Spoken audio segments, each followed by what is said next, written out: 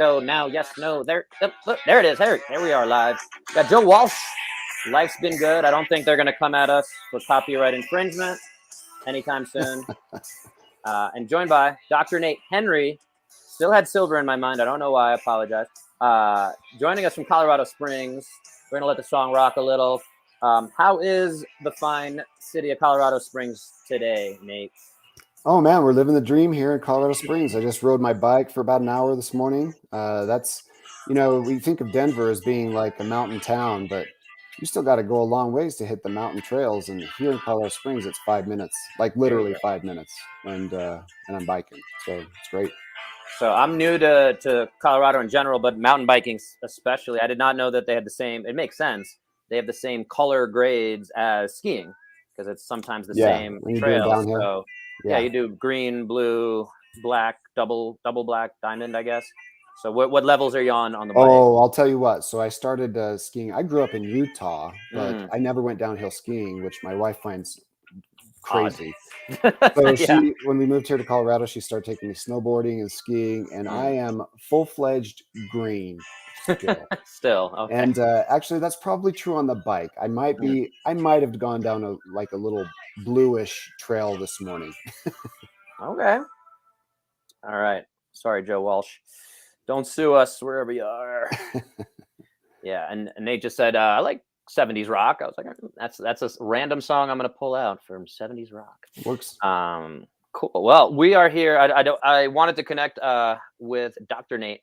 For a while, I took his course. He was the instructor of my dry needling certification. That was a little over a year ago. I think it was August of 2021. My license is up for renewal, so I hope that satisfies my continuing education hours for the state of Colorado. I got to double check that. It's due kind of next month. So anyway, but yeah, we've been trying to connect, and here we are finally. This is a busy man. He's doing a lot of things. Got his hands in many pots, as the saying goes. But we're going to talk about some of those things. And again, I very much enjoyed the approach to the dry needling because I was actually a skeptic. And for anyone who's not familiar, the state of New York, where I practiced before, and the state of California are two of the only states where physical therapists like us are not allowed to do dry needling because of, very simply, a strong acupuncture lobby, basically, and a bunch of politics and practice acts and all sorts of nonsense that doesn't make a lot of sense, like a lot of things in life. And we covered some of that in our course, right? We talked a lot about what happened in Florida. With that opening up the Practice Act. It's interesting. I've since befriended a very good acupuncturist here who's also in the fitness space. And I was talking a little bit of shop with him on that side of things. And he said that the Colorado acupuncturists are really thinking about like pushing hard to block any other profession from doing needles. So I don't know if you've heard about that or if there's any... They tried it with us. What was that? 2017, I think it was. That we successfully maintained. I mean, Colorado was one of the first places that we could needle, and then we came under fire for it in 2017, and we were able to kind of push back on that in the state of Colorado, thanks to Dr. Cameron McDonald. He was our president at the time. I'd like to meet that man sometime. He's very smart, and he made some good things happen. Awesome. If you're out there, Dr. McDonald, I want you on the show. Let's get you on the show. We can do the multi-screen, CNN, whatever, Fox. Yeah, that'd be great. Talking heads, but so that's a whole nother topic. We don't want to start offending anyone, but yeah, that was. So just so you know, I'm a very collaborative practitioner. Worked with chiropractors in a business before, working with one now in our business with Physio Room. We've had acupuncturists take our dry needling course. I've had you wouldn't believe the kind of practitioners I've had on that course, either a spinal manipulation course or a dry needling course. I've had, of course, physical therapists and occupational therapists, but also athletic trainers, because in some states they're allowed to do those types of things. Yeah, there was at least one in my course from California. Yeah, right. We've got, I've had MDs, of course, dentists on the course before, acupuncturists. I've had multiple chiropractors on even a manipulation course. Yeah. and then the one that is always surprising is when I had a veterinarian, veterinarian on the course. That was pretty good. Well, yeah, after I took your course, and we have a dog, and some of that came up, and there is someone here at the Colorado University in Boulder that I think I forgot her name. I have it saved somewhere, and I've been meaning to reach out to her to see if I can do a little certification specifically for dogs. Yeah. As our dog, I'm sure, gets older and gets a little arthritis, there's some benefits for that, it seems. So I definitely would like to figure out how to get them to not squirm, and I'm sure that's the big part of that. I've got two colleagues at Fort Carson. When they finish up their military commitment or their civilian contract, they're so anxious to just do dog therapy, canine therapy. Yeah. They're like, hey, I've had my fill of humans. Yeah, it's got to be pretty interesting. And again, it's something, I never had a dog until my wife was like, we're getting a dog. And I was like, okay. And that changed life a little bit. But yeah, I'm definitely, I love every dog I come in contact with. There's a few exceptions. The ones that you want to punt off a bridge, the little yappy ones. Sorry to anyone out there. The yappy dog. As we saw in Anchorman, and I was like, that's what I might do. Anyway, but no, I love dogs, and that's something very interesting that I would love to explore personally. But coming back to what you got going on again, so the continuing education, and that is through the American Academy of Manual Therapists, manipulative therapy. Yep, sorry, that's right. I was like, I know, as I started saying, I was like, I should have just let you say it. The website is actually spinalmanipulation.org. Yeah. And you guys use the term, and I think you're the only ones who really use that, osteopractor. Osteopractor, yeah, that's a trademark term for those that have completed the 10 courses that we offer from the American Academy of Manipulative Therapy. And so osteo just referring to bones, and practor is kind of a play on chiropractor. Oh no, practor means practitioner. Practitioner. So we're if you want to get down to semantics, it's bone practitioner. Okay. Really, what we use it for is to denote an expert manual therapist. What is chiro then? Chiro is hand. Hand. So actually, with the hands, I guess. Yeah. So if we get down to brass tacks, their profession is a hand practitioner. But it's in the name. So. Yeah. I was thinking of roots of words. I'm always fascinated by that too. But is a chiral is like the spiral chiral something there. It's a virus. Possibly. All right. We won't. Chi and we get division and chi anyway, squares. My Latin and my Greek is just not that. Well, so maybe someone can message us who is a little better at the roots of words. Etymology. Yeah, there you go. Etymology. Something I've always been fascinated with, but clearly not an expert in. So the continuing education is something you do, and teaching, again, dry needling, as well as spinal manipulation. Right. So very cool. And I actually just had Ursan Religioso on, I believe last week. And if you're familiar with him, he does modern manual therapy. So he teaches some manipulation course as well. Not sure if you've ever crossed paths with him. It doesn't ring a bell, but wouldn't mind looking into it. Yeah. He was talking about, he told a little bit of a funny anecdote of how there's these medical doctor or orthopedic surgeon reacts to videos, and they chose his video talking about bad manipulations. And so they used his video without permission, and B, obviously they were talking about chiropractor, so they assumed he was a chiropractor. And again, it was a whole thing apparently. But anyway, it went viral. I've seen several videos like that before. There was one spine surgeon in particular that I watched. He was awesome. He was not there to poo-poo another profession. He was just wanting to learn. And then he also discussed some of the mechanisms that are happening with a manipulation. It just seemed, I don't know. I like to protect my profession too, and want to promote my profession as best I can. But I really like approaching things from a collaborative effort. So I'm not too quick to criticize others.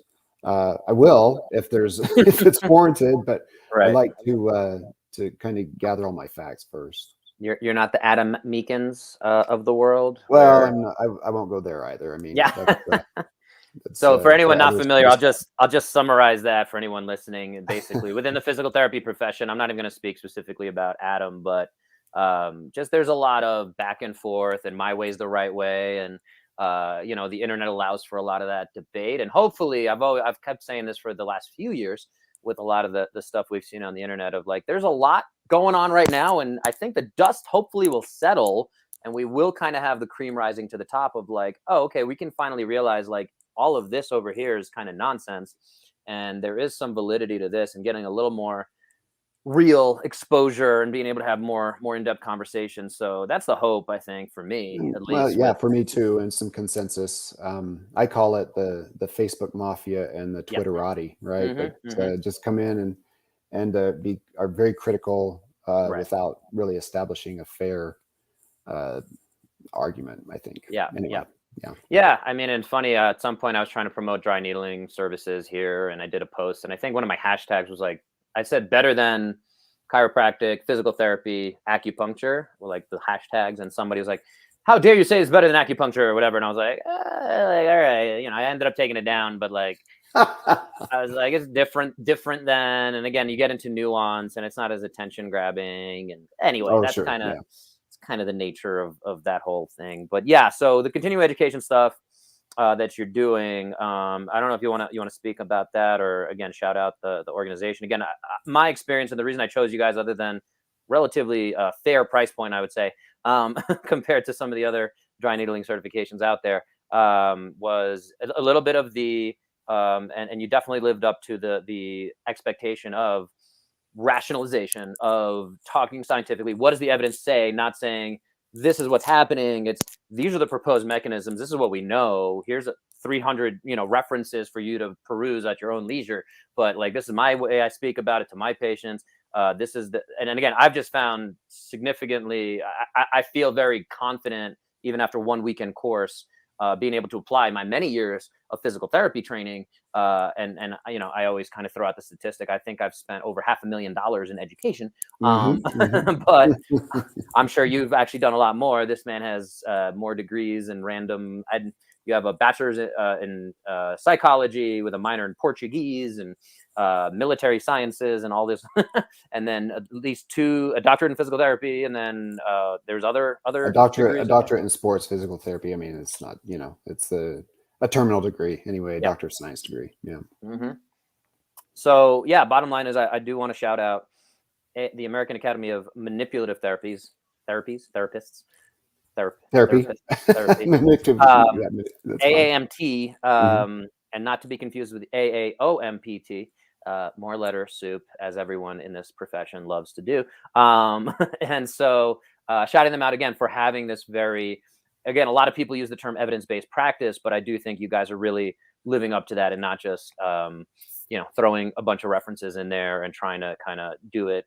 I've seen some half-assed approaches at evidence-based practice. I just, again, was very happy with the approach and the way you led that course, which is one of the reasons I wanted to follow up and have you on here and Yeah, talk a little more about it. I appreciate being on. I mean, we really do try to not just follow the evidence, but continue research in this regard. Hmm. Probably one of the most widely published groups of people in multiple articles, at least recent articles. If you go to our website at spinalmanipulation.org and click on the research tab, you can see all the research that we've been doing. And you'll get some criticisms that, hey, you guys are the ones that teach this stuff, so there's a conflict of interest. And I mean, I hear you. It's just, if anybody's ever done a randomized controlled trial, it is really hard to manipulate that trial to say what you want it to say. You have to register the trial before you even start. Right, You have to right, say, hey, this is what we're going to do. This is the process we're going to follow. And you can't really deviate from that and just make up statistics when you're done. You have to do what you said you were going to do.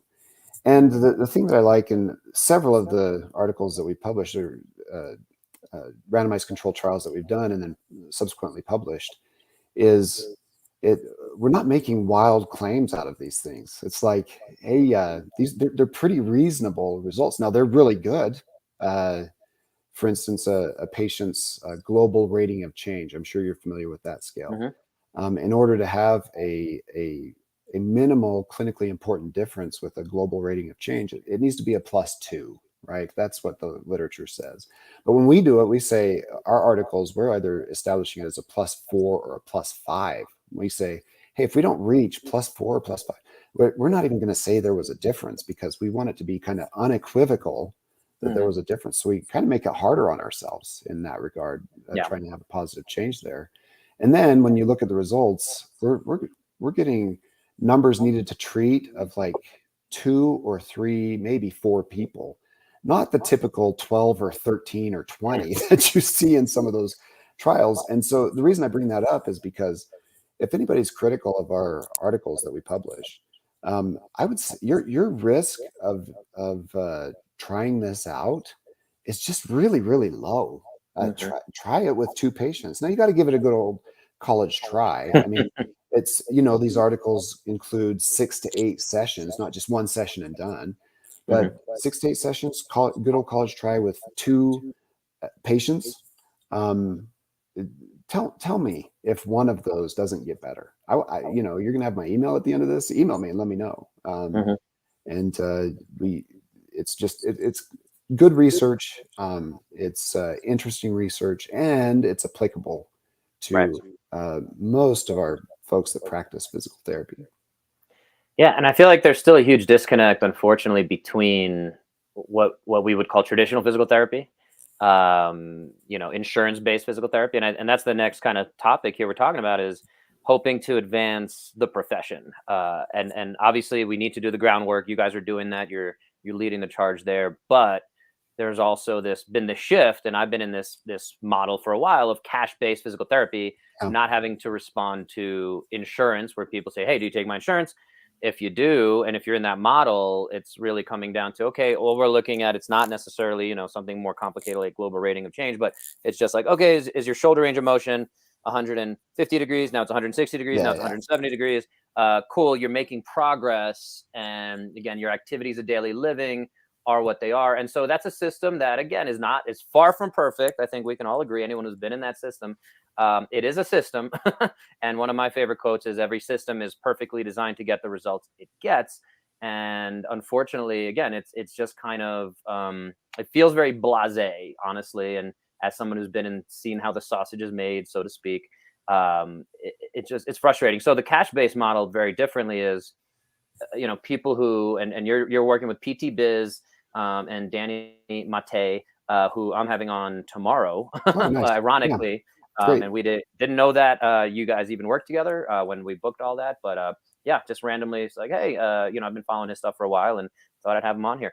We've crossed paths a few different times and things like that. So anyway, but PT Biz is, a great organization. I'll let you speak on that for a second here. If of just, again, pushing the envelope with cash-based physical therapy and what that means. Yeah, I mean, so just there's a lot to unpack there. So stop me if I'm talking too much. No.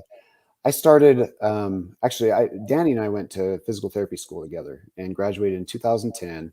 He is the lucky chump that got stationed in Hawaii, and I was the poor sucker that got stationed in Georgia. So, but I ended up in Georgia, ended up loving Georgia. Anyway, he left Hawaii in 2013 to come. Then he got stationed in Georgia. He was pretty mad, even though he ended up staying in Atlanta. But while he was down there, he started talking this cash pay thing, and it intrigued me a little bit. I was working some home health at the time on my own time, and I thought, gosh, it'd be a lot more fun to do these night and weekend gigs with the type of person that really I'm designed to work with, And so Danny started his cash pay thing there in Columbus, Georgia. And within about a year or so, he left. But before he left, I got some training from him. I'm not too proud to have a person that's kind of junior to me mentor me. Danny's almost 10 years younger than me, but I could see that he was onto something. So when he went up to Atlanta, actually even before he went up to Atlanta, I started my cash pay practice in Columbus, Georgia. And since then, a couple of things. One, the value that we provide. Columbus, Georgia is a very low cost of living area. And it was not a problem for those patients there to pay $150 an hour back in 2013 for my physical therapy services. Really, they didn't bat an eye to do it. They saw the value of it, probably more so than I did. And that kind of a couple of things that I saw was, one, they understood the value. Two, they treated my profession and what I had to do, what I had to provide for them, very seriously. I mean, now, can you imagine if every patient that came to see you was like writing down everything that you say, and then they made little checklists out of it, and then when they came back to see you at their follow-up, they're like, well, I got this one, and this one done, I didn't quite do this one, instead of the typical thing that we deal with in traditional physical therapy, which is, oh yeah, I didn't get to it. Or you ask them to show you their exercises and it is not even close to what you should. I mean, they don't take it seriously or value what you're providing for them. Yeah, and it goes to the those who pay attention, and especially you know, who's going to get more out of a service if you're charging $50 a month for some kind of generic program, or someone who's paying you $1,000 a month. They're probably, you know, anyone listening should know which of those two folks are probably most likely, more times than not, going to get more out of that program. Yeah, that's right. In 2015 or 16, Danny was kind of doing really well with his cash pay practice. And I don't want to steal his thunder, whatever he's going to talk about tomorrow. But at one point, we were emailing back and forth, and I said, you know, you figured out this cash pay in a gym kind of model. You should teach some other people to do it. And I'm sure he would have done that anyway, had I suggested or not. But then he came out with his book and oh yeah, and I have established that up. I have that up here somewhere. yeah, up there, and established PT Biz. And since then, I just came back from his mastermind last week. 200 individuals that were there trying to learn to be business people. And I'm all about education, continuing education, all things physical therapy, as well as trying to just be a better human. I've done some financial training that might be non-traditional. I've done honestly, some style training. You might not know it by looking at me, but things are improved, trust me.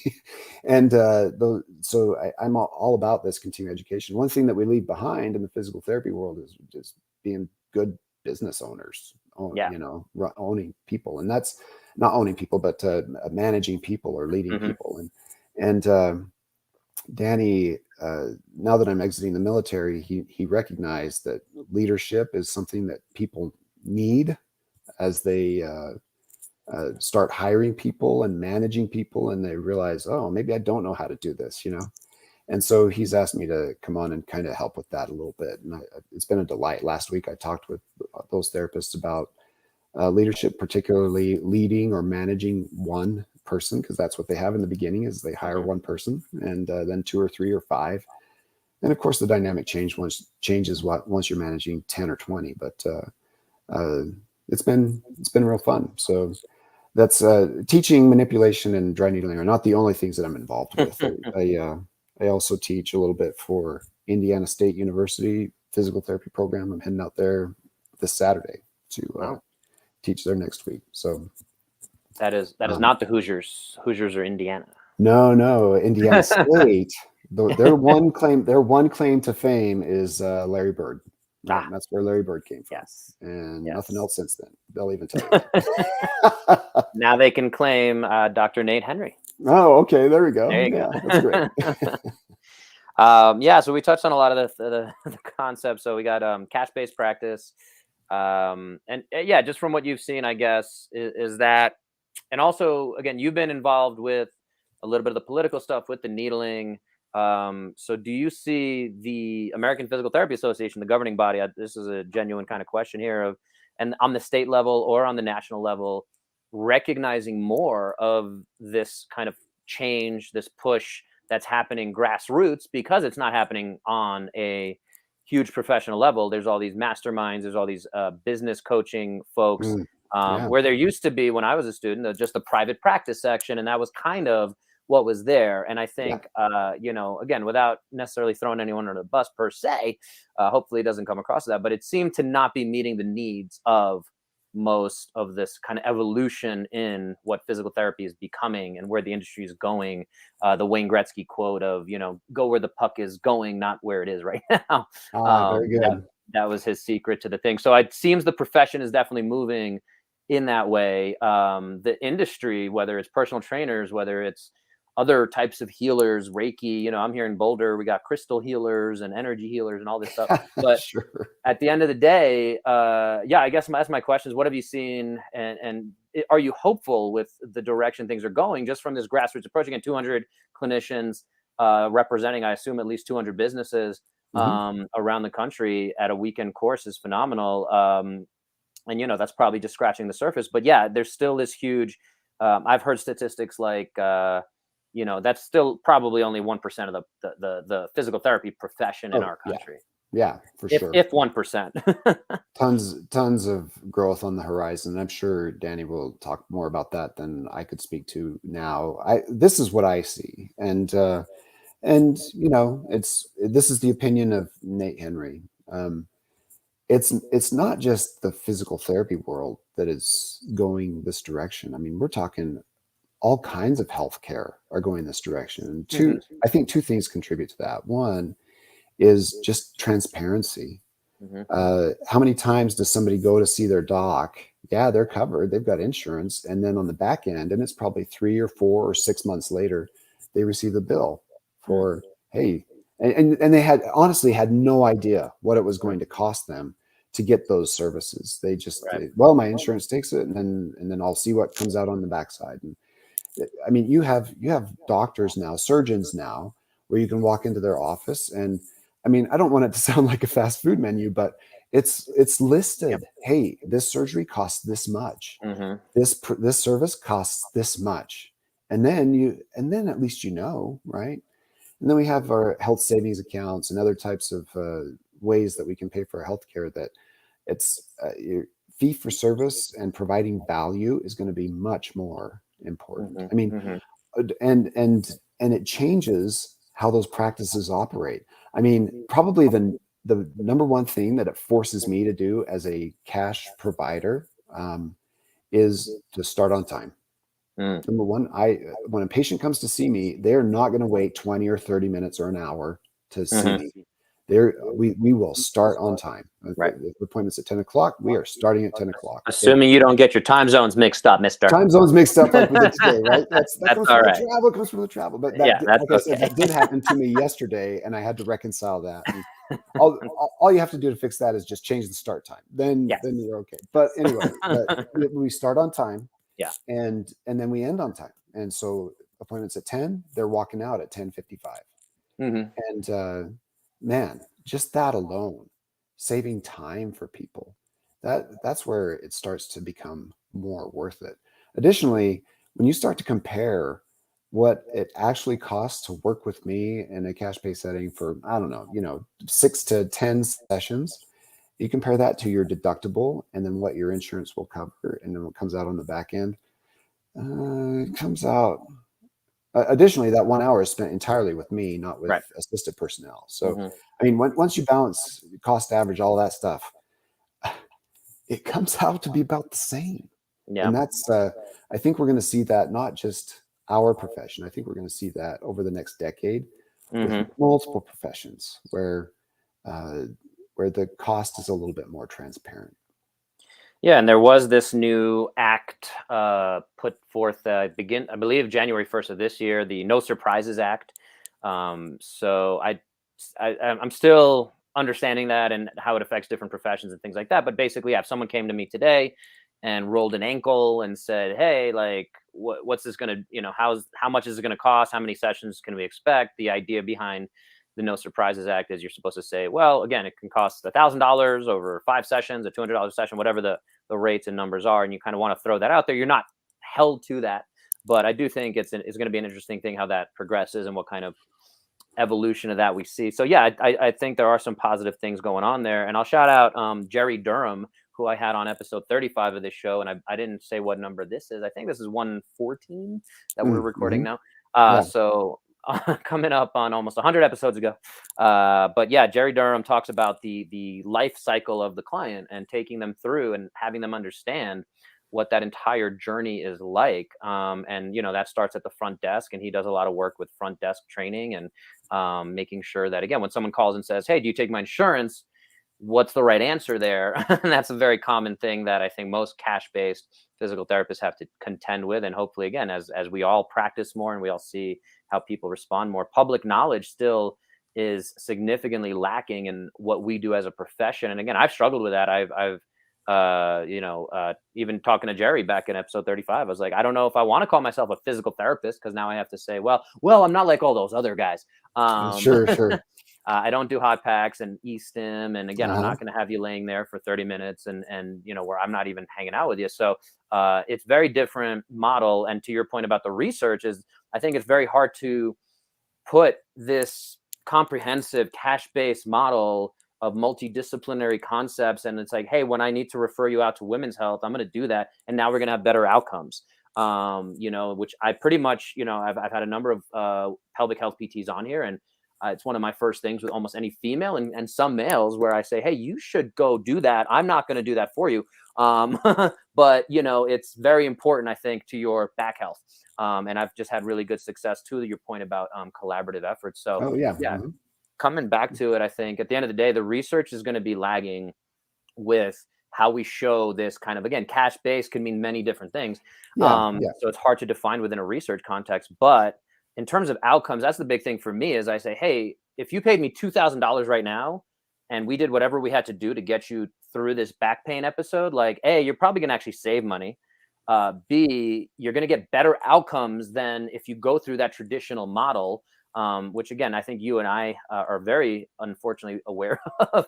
And again, it's that, traditional model is you have some back pain, you try some pain pills, maybe, then you go maybe to a chiropractor. And again, Mhm. when I started at the start of COVID lockdown, I did a course with Evidence in Motion. At the time, we focused around research article that came out, survey based, that said physical therapists were the fifth provider Yeah. of preference Yep. when it comes to back pain. And again, as a profession, that's why I asked the question about the APTA. How are we going to gather as an organization, as a profession, which I think, again, we do a really bad job of, not to just, pick on the APTA by any means. I used to be a big fan. And I want to see that change enacted. And I know some of that requires some participation, and I'm always dabbling with that myself. But yeah, annual physical checkup, like, Right. we should be doing that. That should, Yeah, like the yeah, yeah. dentist did so Yeah. great.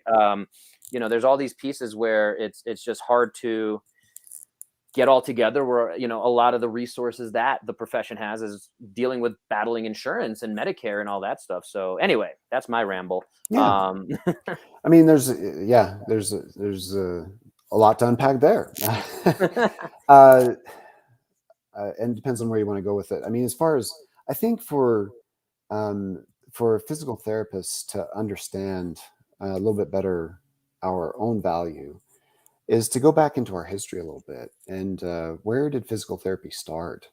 And I was fascinated with this as I learned this history a little bit. I mean, this was a woman-started profession, right? Mhm. Right after between World War I and World War II, where nurses were doing rehabilitation in these injury wards, or places where the soldiers were uh, in really rough shape, and they were trying to reconstruct them to get them back out, at least out of the infirmary and ambulatory and that type of thing.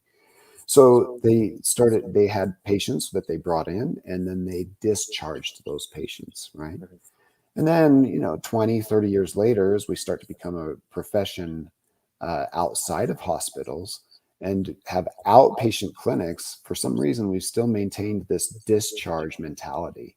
Mhm. And it, as training has improved and increased over, and now we're all doctoral programs Mhm. with a little bit more knowledge and a little bit better ability to uh, consume research and apply it. Now, I'm not sure that the discharge model really fits anymore. Right. And that's it's very challenging to overcome that in a insurance based model, because insurance is based on that type of model, or rather, that model is held hostage by insurance. So Mm-hmm. that it's difficult to progress. But in a cash world, still operating within our scope of practice for that state and still meeting all the obligations and rules that we're supposed to meet, you can provide much better service for your patients. I'll give you just one example of a patient that I saw yesterday who is, she's a former soldier. She's 47 years old. She wants to be a state trooper here in Colorado, right? So she's going to go through state trooper training. And she came to talk to me because, hold on a second, let me decline this call. Sorry, I thought I'd turn that off. Her main issue is she had a knee injury about 10 years ago. She's had trouble with flexion in her knee for a long time. She even has a history of doing jujitsu and combatives. And she feels like she can't do it because she can't do a simple thing like kneel in a mounted position for ground fighting, right? And so she's like, hey, I've been to see traditional therapy. They got me to functional, and then I was discharged. She said they told me I'd never run again, and that's where I'm at. So what can we do about this? I said, well, let's try. I mean, I evaluated her. She did have some laxity in her LCL. She was negative on all special tests for other ligamentous structures in the meniscus in her knee. It's like, well, maybe it's just build her tolerance up. We've been working together about 4 weeks now. Yesterday we did takedown lunges. If you know what those are, it's essentially doing a lunge to another lunge without coming up to a standing position. She was, I couldn't even really work with her anymore because she was just so delighted and excited. Hey, I can kneel in this position, put full weight through my knee, and go into a lunging position to the next. She's like, this is well worth the package that she bought from me. So yeah, and I know within the cash-based space, I always say cost is what you pay and value is what you get. And so how valuable is it to you to be able to get back to running for pain-free without having to worry about re-injuring things? And that's something I've always again struggled with. I think the book I'm reading now is To Sell Is Human. And I've always been cringed out by being a sleazy car salesman. And, that's why I love Rob Wolf, who I had on here recently. And it's, here's my sleazy car salesman spiel is like, hey, let's try this for the next 30 days and let's see if it makes some progress. And, again, we're going to have really clear rules about what we're looking at of, again, how well do you kneel on the floor? And again, if it goes down to a 2 out of 10 discomfort level and a 1 out of 10 and eventually a 0 out of 10, like, is that something that's valuable to you? Yes. So, it's hard to sell that compared to, people are more likely to go and spend, $2,000, $3,000, $4,000 on stem cell injections if they have that money. Or me there. and it's maybe it does help a little bit, but it's gambling. I would say it's like 20% effective in the research is what I've seen. And also anecdotally, and then also out here, something I've seen, I have my gripes with chiropractors and all that, and I've had plenty on here, and again, like you said, I try to work with them. I'm actually about to go have one check out my collarbone, which is a whole nother story we can tell another day, but so I definitely trust my body to chiropractors. I know that we have to go past the terms, but out here in Boulder, I've had a number of folks come to me that we're hanging out having dinner with some friends, and they're saying, hey, like you help people with back pain, right? I'm like, yeah. And they run this thing by me, and they're like, I was about to buy this $6,000 package for chiropractic services for the next 6 months, and they have like a financing office that they had to go and talk to, and they were like, oh, like we can work with you on the percentages and the finance, and like it's a whole business. And again, it's like, what are you getting for that $6,000? I would love to see anyone who's really getting results. And that's the hard thing to do is, again, in this Instagram age, and I have another podcast called the Demand Better Podcast, and we're talking about influencers and kind of that culture we touched on a little bit earlier in this conversation, but of just the difficulty of separating and talking about like, hey, a year from now, we can have you feel better than ever, healthier than ever. But we got to work together, and it's going to cost you this much over the next year. Versus, again, $6,000. I just show up, I get a traction device thing, and like they were promising me that it's going to feel better. What does the research show? absolutely nothing, or next to nothing. So again, I don't want to make it too absolute in any direction, but I do think Sure, we have sure. a marketing problem. I think there's a lot of stories and anecdotes and things that we have to kind of overcome, which is an additional hurdle. So again, within the cash-based model, and I don't know how you guys talk about it with PT Biz, and again, I'll let Danny talk about it as well tomorrow. But I'd love to hear your take on kind of, I appreciate the politically correct, multidisciplinary approach and all that good stuff. But at the end of the day, there's this marketing piece where, again, we as physical therapists have to say, is it just continuing to have good, that's one of the things when I dove into the cash-based thing is have as many testimonials as you can. Like that's Oh, what's sure. really going to win you over, Yeah. or win people over. But like, I don't know, I have close to 100 5-star reviews on Google. I've had, again, some of my success stories on here. I don't find that that's been the thing that's driven a lot of business my way. Oh, It's still a very non-traditional approach. And again, when I've talked to business coaches,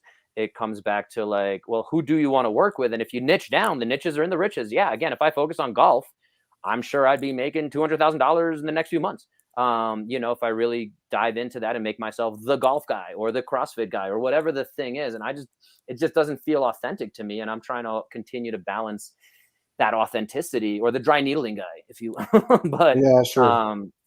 yeah, so I think my question in there is yeah, what have you seen in that space? And in terms of a marketing piece, again, coming back to the profession, I had Kelly Starrett on here Mm-hmm. with his wife, Juliet, and Yeah. I kind of reached out to them and said, like, is there hope for the fitness space, for the profession, for the way healthcare spending is going, the way we think about our bodies as a profession? I'm pining for Jack LaLanne figure to come in and save us all and be like, this, and not Dr. Oz, who is unfortunately an example of how that can all go wrong. Yeah, And yeah. I think luckily he's been shown to be a bit of a snake oil salesman, and he's running for a political office right now, and that's a whole nother story. But but from a medical perspective, the biggest things we've had in the last few years is these fitness influencers, the Biggest Loser show, so Jillian Michaels and Yeah. Bob Harper. Yeah. And there's just a lot of bad, I think, for most of us, I think, who understand the research. We don't love what's being out there, but at the same time, it's what sells. So there's a thing there. So anyway, I've rambled on long enough. I'll throw it back to you. The question being, yeah, where you have a little hope, it sounds like, from the last time we touched on it, but I'm not satisfied. I mean, as far as here's the deal: to be an effective physical therapist, you need to be able to sell. Mm-hmm. That's true in the insurance model. You need to Right. be able to sell people on doing their home exercise program. Mm-hmm. You need to sell people on coming consistently to their therapy. And if they don't come consistently, or don't do their home exercise program, you failed to sell them on it. And so maybe you do need to work on sales. And none of us wants to be a salesman, but it's true in almost any profession. You've got to sell what it is that you're doing. Now, do we want to be disingenuous? Of course not, right? And there are some disingenuous practitioners out there. I think it's the minority. Most of us have a true desire. The reason we got into this was to help people and make people better. What you need to be able to do is reconcile the salesman-y part of that with the ability to provide an outcome for your patient. I don't fault that chiropractor for charging $6,000 if they're getting results. Are they getting the results they need? Now, if it turns into no, they didn't get results, and it turns into a collections type of situation, then maybe that's shady. But if I knew a practitioner, she was an athletic trainer and physical therapy doc, and worked with professional football players, and for her it was $1,000 a day. Right. You pay her $1,000 a day. She works with that individual. They come and stay near her house, or she goes out to see them, or whatever, And I don't know if it didn't work, if she wasn't helping people, she wouldn't have a job. She wouldn't have a business. They wouldn't be referred, because it's largely word of mouth that she's doing that. As far as being successful selling yourself, I mean, so many ways to do that. Probably the best way is just getting out and meeting people. The president of Physio Room, Chris Roble, he really wants me to be successful down here in Colorado Springs. I decided I've done my own cash pay practice since 2013. I did it in Georgia, I did it in Florida, did a little bit in New York, a little bit here in Colorado. And as I was retiring from the military, I was like, hey, I want to do this full time. And I think I could have built it to what I wanted it to be. But when I met Chris, it's like, man, this guy is doing exactly what I want to do. And he's in the place where I want to be. And I just asked him to sit down one time and talk to him about it. And he was hesitant. He's had business partners before that kind of got burned with that. And we've come to a consensus. It's a trial period, but he is very interested in my success. He came down, well, it was about 3 weeks ago. He came down to Colorado Springs, spent the whole day, took all of his own time out of his clinic in Highlands Ranch, and came down here to see me. And we went and we visited, I think, 6 different businesses. We walked into 3 CrossFit gyms, a Pilates gym. We saw a personal trainer, and then we saw a gut health functional medicine doc. And it was just 5-minute conversations. Oh, and a climbing gym. We went to a climbing gym too. And every one of those folks, except for one was just kind of, but the rest were like wanting to talk to us and see what we could offer them and provide for them. And that's just one step in your sales, in providing something for the community. And as we talked to those individuals, we're like, you know what, the number one thing we'd like to do with you is run some kind of seminar for your staff or for your patrons.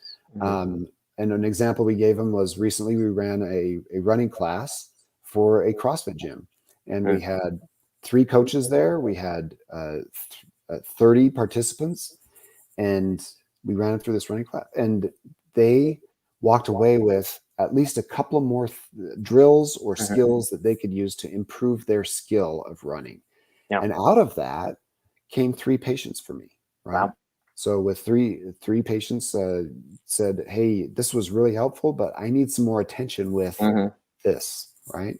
And so the way that we can sell is just providing service for people, providing the thing that they're looking for. Bring value, show that you can provide value. Yep. That's right. That's right. And again, I think that's the problem with our marketing and as a profession.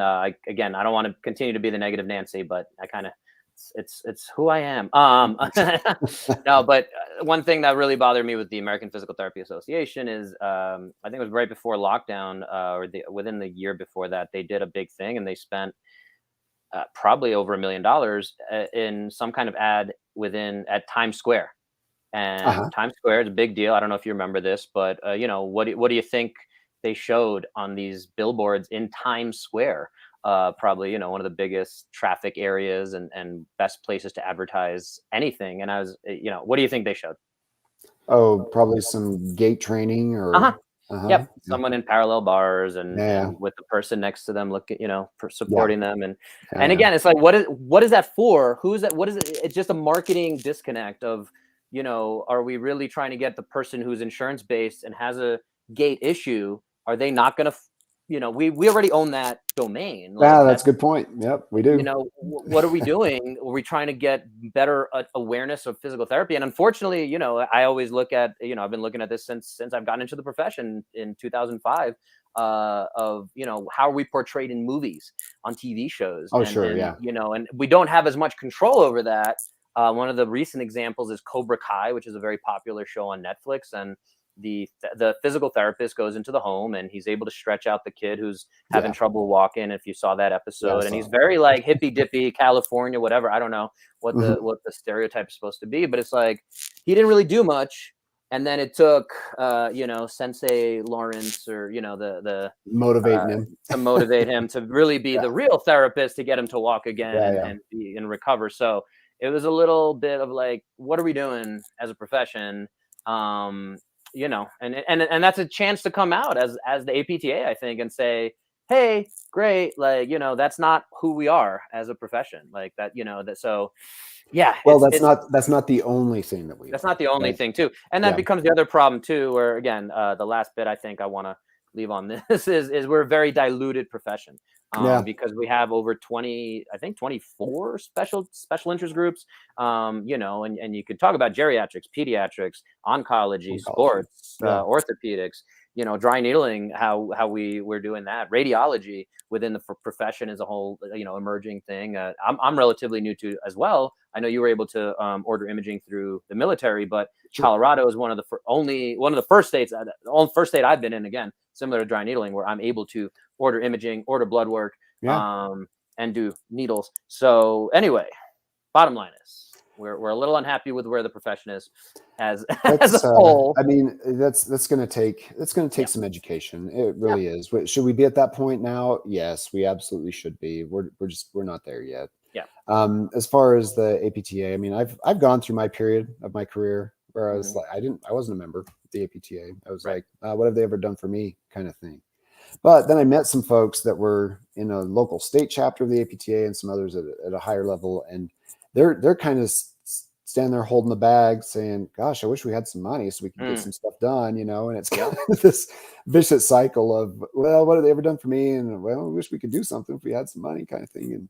But then if And they take that money and they're spending $1 million of it I in Times I get Square, it. and Hey, I get it. that's So I honestly, I think they need that input. That yeah, conversation, this podcast would be great for a couple of people at that level to yeah, hear and and have a conversation with and I've you. spoken And with type of those folks, and hmm I actually I'm blanking on his name right now, and I'd love to get him on here also.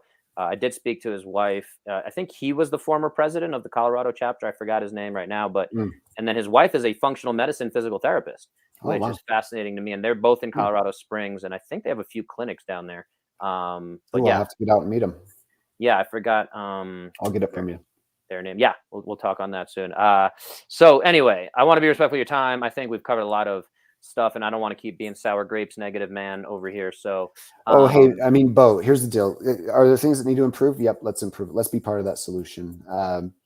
I am so optimistic about this mm, profession. If you've practiced for more than 5 or 10 years as a physical therapist, I know you have reached at some point in your career, you've been like, oh man, I mhm. should have done something else. you know? Yeah, And but I promise, like finding what you want to do and making the job that you want to make. right. Again, I'm going to steal Danny's thunder, but he's like, when he was getting out of the military, he talked with Kelly Starrett. He's like, I just, the job that I want, it's not really out there. Mm, And Kelly make said it. something to the effect of, oh, you're gonna have to Yeah. create it, you Yep. know? And Hmm. he did. And I have, and been super happy with my career. I've Hmm. had those moments, but, and I'm super optimistic about where the profession is going and where my career is going. So No, that's it a it can great be message to leave us great. on. And I'll tell and the last thing I'll say is if you got any listener out there that is just, down on their luck or they're just mad about something, I would be more than happy to talk with them and just bounce some ideas off of them to see if we can get one last effort before they throw in the towel. You know what I mean? Yeah, Or even yeah. if it's not that far along, if it's just you want to chat, I'd love to chat with some people. So Yeah, there's a lot of burnout out there for sure, and a lot yeah, of right. people, unfortunately, that's a little bit of what you're alluding to. And Yeah, I've definitely seen a number of PT switch to medical device sales. That's where all the sure. money is, Yeah. because they get frustrated with Hmm. the ceiling on professional growth, and again, what's currently out there. And most people don't have the patience or skill set or the right resources to create that dream job. Yeah. I literally was talking to someone, and they're like, "Why don't you just go work with the Denver Broncos?" And I'm like, it's not, it's like, why don't I just go be in the next Quentin Tarantino movie? Like, I don't, that's like, they're very limited positions. And like, and also I haven't done like the 20 years of work specifically designed for that target. The people who are in those positions probably have done that Hey work. So man, and here's the deal. Are those jobs cool and sexy? Yeah, they are. Do you mhm, work your tail off in right. those positions? Oh man. Yeah, there a lot of, yeah, I have a few friends who are doing those positions, and yeah, Yeah, at the end of the day, when you break down what you're making per hour, yeah. it's It's a not lot of exactly, work. it's great to have on your resume, Oh yeah. for the It's a future. I think lot of people look at it like, "Oh, you work for this team, very work. cool." Yeah. Hmm. But yeah, past that, it's not, I learned that a long time ago, fortunately. So yeah, I wanna leave it on that kind of positive note. And yeah, just tell folks where they can find you. I'm going to put your Joe Walsh in the background here as we look that up. No, as you So tell folks where they can find with you. my, to look up my bio and maybe come see me as a patient or even just connect, you can find it at physioroomco.com. I'm on Instagram as Empower Performance, on Twitter as Empower Performance, or Dr. Nate, EP Dr. Nate. Those are great places to touch base and start a conversation. Awesome. And we'll get all that in the show notes. Otherwise, appreciate you spending the time. Hopefully we can connect in person soon, since we're only about an hour or something apart. Yeah, I'm teaching up in Denver next month and in December nice. also. Is that the DN2? Let's see. Between now and then, I think I'm doing DN1, DN2, and spinal manipulation 1. I still got to get DN2 in, but well, let's squeeze it in. Yeah. All right. Well, on that note, guys, come out, take a course with Dr. Nate, and again, take advantage of all those. He's offering you free advice. Take advantage. Come on in. Yep. So thank you, and hope you guys got at least 1% better. Don't forget to share this out with someone you think will like it. If you know someone in the physical therapy profession who might be on the edge of that burnout, again, come talk to us. Let's see what we can do. Let's see if we can provide a little optimism, hope, and yeah, I'm curious how this plays with Danny tomorrow. So nice. We'll leave you guys with that. Talk to you next time.